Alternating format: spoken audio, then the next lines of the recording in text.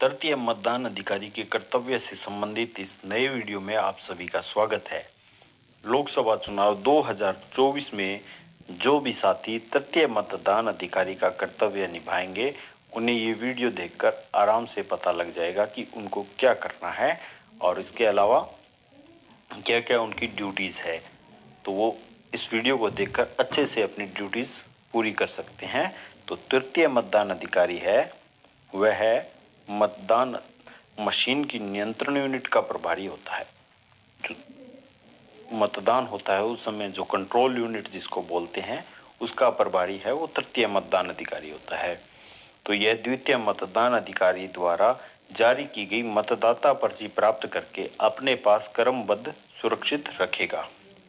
इनको क्रम से लगा के रखना होता है। इसके लिए आप इन्हें लोहे की तार में डाल के रख सकते हैं या एक दूसरे के बिल्कुल पीछे लगाते हुए लास्ट में इन पे रबड़ बैंड से इनको कलेक्ट करके आप पीठासीन अधिकारी को सुपुर्द कर सकते हैं। इन्हें आपको क्रम से लगाना है, ये बात विशेष रूप से ध्यान रखनी है।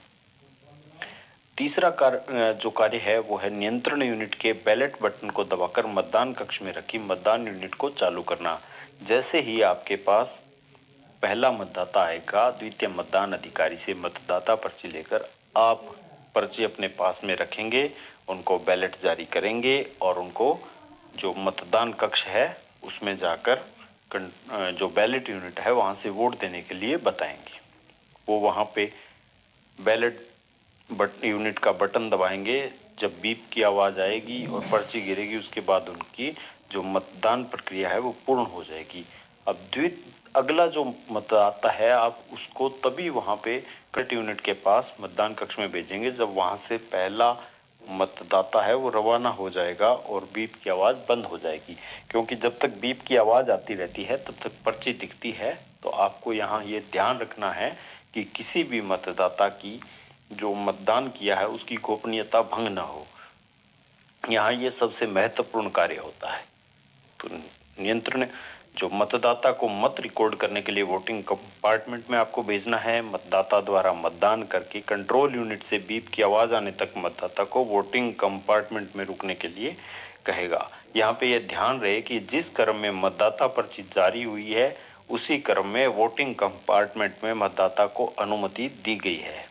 निर्वाचक के मतदान कक्ष से वापस आने पर निर्वाचक की बाईं तर्जनी पर फिर से अमिट शाही के चिन्ह की जांच करेगा। कहीं उसने वोटिंग कंपार्टमेंट में, जिसको मतदान कक्ष भी कहते हैं, जाकर अपनी शाही तो नहीं मिटा ली है, इस चीज़ का ध्यान रखना है।